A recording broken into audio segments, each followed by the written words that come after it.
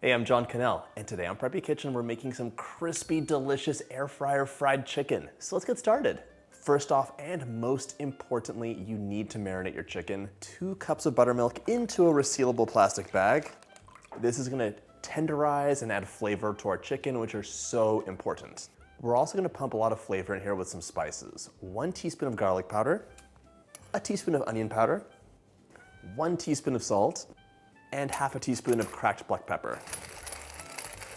I love fried chicken so much, but I do not like the cleanup. That is the main thing for me. So this is a really easy version where you can get that crispy, succulent chicken, and it is so fast and easy to make with basically no cleanup. I love it.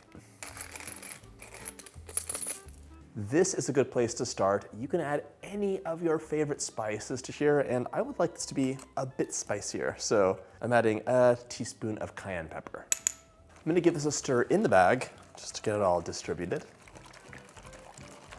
If you want a tangy, herby vibe, you could add 1 packet of ranch seasoning mix right into the buttermilk or into the breading.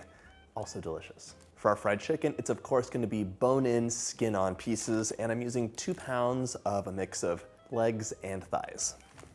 Plop that right into your bag. And now this needs time. The chicken needs time to absorb those flavors, get some of that buttermilk to really make them nice and tender. And I like to do this the night before. Just leave this in the fridge, sealed up overnight. Seal this up. We're gonna give it a good shake and jumble, just like that. And pop that into the fridge at least 4 hours.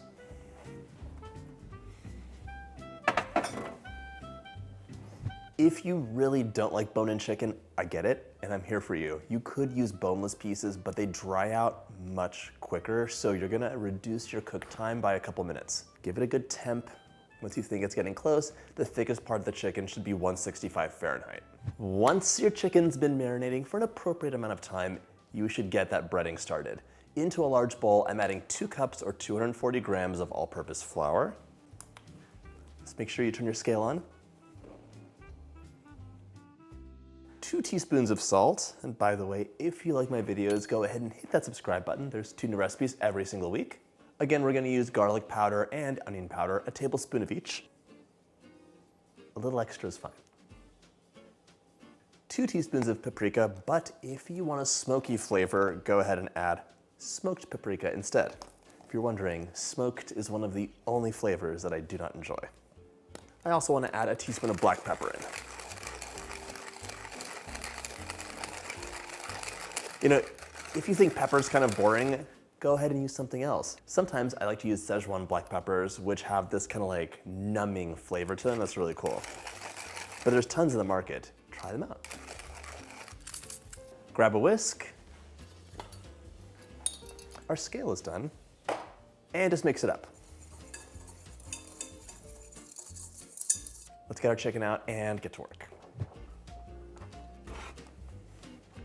Open that bag up. We're gonna grab half the chicken, a piece at a time, lift it up, shake off the excess buttermilk mixture, and then give it a good dredge right into the flour.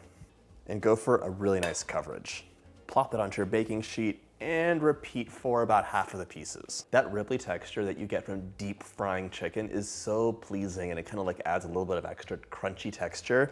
In the air fryer, that's more difficult, but what you could do is drip some of the excess buttermilk into your flour mixture and then grab that, and it'll give you something that approximates that. So you're dredging your chicken into the flour mixture that you dripped buttermilk into. You could even do a little sneaky double dip, not going crazy, and then grab more of the flour mixture. There we go. Look at that, that's much better.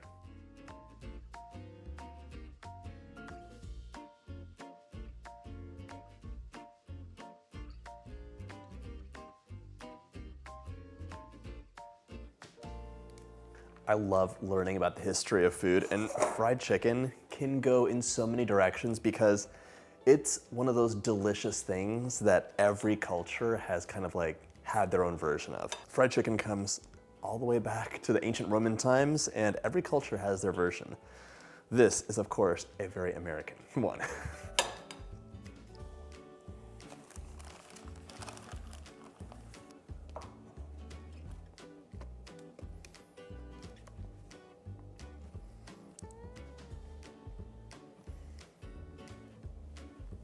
Half of my chicken's done. This goes back into the fridge. Preheat your air fryer to 400. While my air fryer is preheating to 400, one thing I want to mention is the oil situation. So deep frying things gives you that wonderful crisp texture while essentially steaming the meat inside. Here we're air frying them, and we do have to use oil. So this will not be good unless it is fairly drenched in cooking oil. It'll still be much less oily than deep frying, but you need that to really give you that golden, crisp crunchiness. All my chicken pieces are arranged skin side up. I'm gonna spray them right now, generously. And then these will go into the basket skin side down, and we'll spray them again. Once your basket's preheated, we're gonna spray it down as well. And our chicken will be placed in skin side down, making sure to avoid overcrowding. Give it one more spray, this time on top.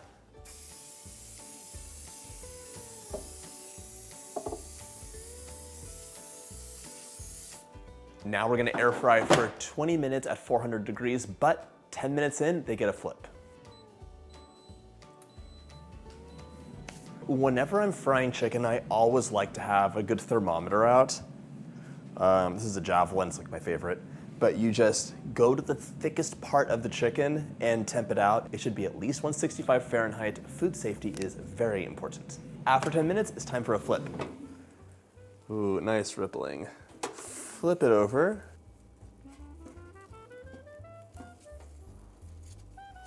You don't have to, but you could give it a little tap.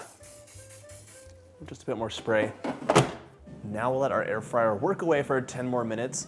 Towards the end of that, pull your chicken back out and dredge the second batch so you're good to go. We don't want to eat cold air fried chicken, so while you're doing the second batch, pop these guys onto a wire rack over a baking sheet, and they can hang out in your oven at 250 while the next batch cooks. Or, if you want, get 2 air fryers. I actually have 2 in my kitchen. I'm just using one for the video today. It is so handy to have 2 because you can make an extra large batch in half the time.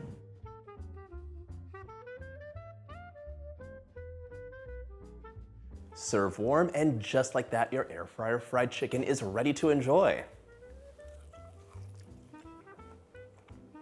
Golden, crispy, and so juicy on the inside with a lovely kick of heat from that cayenne pepper. I hope you get a chance to make this delicious, easy recipe, and if you like my videos, hit that subscribe button and check out my air fryer playlist.